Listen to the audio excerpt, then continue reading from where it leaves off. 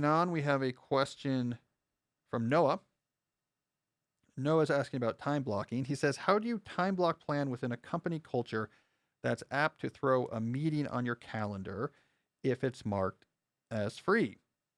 Well, honestly, Noah, what you really need to do here is take all of your colleagues in this company, lock them in a room like in the first Saw movie, but instead of them having to cut the leg off of someone else to get out of that room, they have to read A World Without Email before you'll give them any water.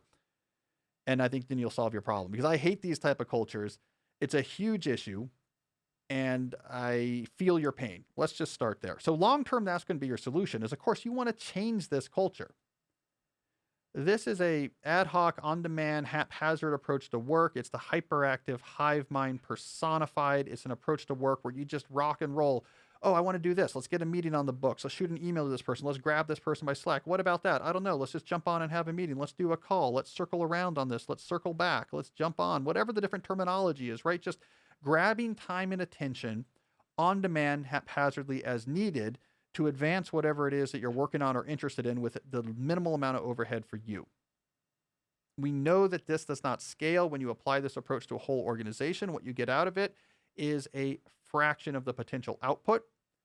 It is the knowledge work equivalent of running a car factory where you say, look, guys, I don't want to tell you how to do your job. So everyone just rock and roll. Let's try to get some cars built. If you need someone to help you with whatever you're working on, just grab them.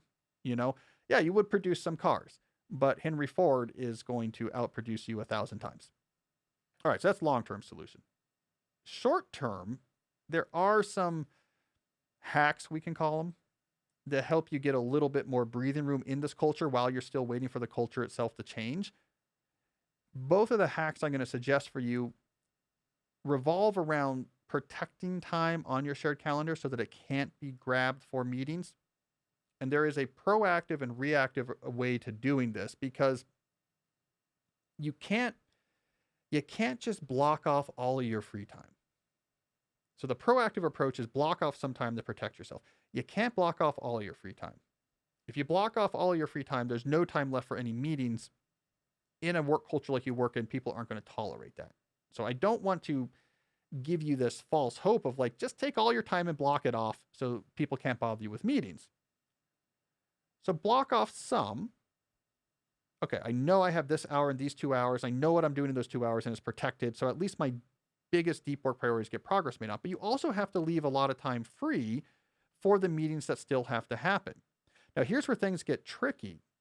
You can't simply say, this is the ideal amount of time I want to spend on meetings each week, and then leave exactly that much time free, because you have to give flexibility to your colleagues.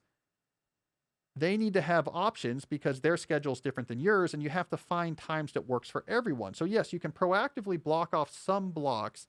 This is busy time. You focus on deep work in that time. At the very least, you know that time will be spent with deep work, but you probably have to leave a substantial amount of your time free. Not that you want to fill all that time with meetings, but you need to give enough options that you can actually find meeting times that work with other people. Again, if you have 1 hour free each day, people aren't going to tolerate this, because that is effectively no time for each day, because it's not going to align with 2 or 3 people's other schedule. This then puts us into a tragedy of the common situation, though, where you're now leaving, let's say, half your day free so that there's flexibility for scheduling the meetings that have to happen. But when everyone sees half your day is free, now everyone's going to come and try to grab as much of that time as possible, and you have too many meetings on the books. So the second hack I'm going to give here is reactive time protection. And the way I work with reactive time protection is, in response to every meeting that gets scheduled on a day, immediately go and block off and protect an equal duration meeting for just your own time. So if someone comes in on Tuesday, let's say you've proactively protected about half your day on Tuesdays, half your day free. And someone comes in like, okay, we need to use some terrible phrase, like we need to circle back on a call that we jump on to go over the Q4 deck on our quarterly objectives, right? Or whatever the terrible thing is. All right. You have the whole afternoon free so that there's flexibility here, and pretty easily the people involved in this meeting find a time. They find like 3 o'clock free. And so you're not the jerk that has no time free. Great. So now you have an hour, 3 to 4 p.m. for that meeting. Immediately block off another hour that afternoon just for you. So maybe 4 to 5. All right, now let's say someone else comes along and, whatever they need to work on, their whatever it is, we need to slack on the client Q4 agenda. When are you free on Tuesday? They look at the available time and they block from 12 to 1 to do that call. And again, you have some good flexibility here. That's fine. You say, great, I'm going to now take another hour, maybe 2 to 3. Boom. And that's for me. I'm going to make that protected time. Now, if someone else wants to meet on Tuesday, there is a little bit of time free, but it might not work and they're going to have to move that meeting to another day. What you have effectively done here is implemented a dynamic system that said, I'm willing to have a couple hours of meetings in this afternoon, and I want to have flexibility of when those can fall so that people won't think I'm a jerk. I don't want to be the roadblock to figuring out times that work, but I only want 2 hours of meetings. This reactive scheduling hack basically implemented that system. 2 meetings fit. You were very flexible about where they went, but the rest of the time ended up protected. And so I think this is a way that you can deal with shared work cultures without the unsustainable approach of, let me block most of my time off in advance. And so you can give that a try. But again, your ultimate solution is going to be locking your colleagues in a room, chain them to the wall.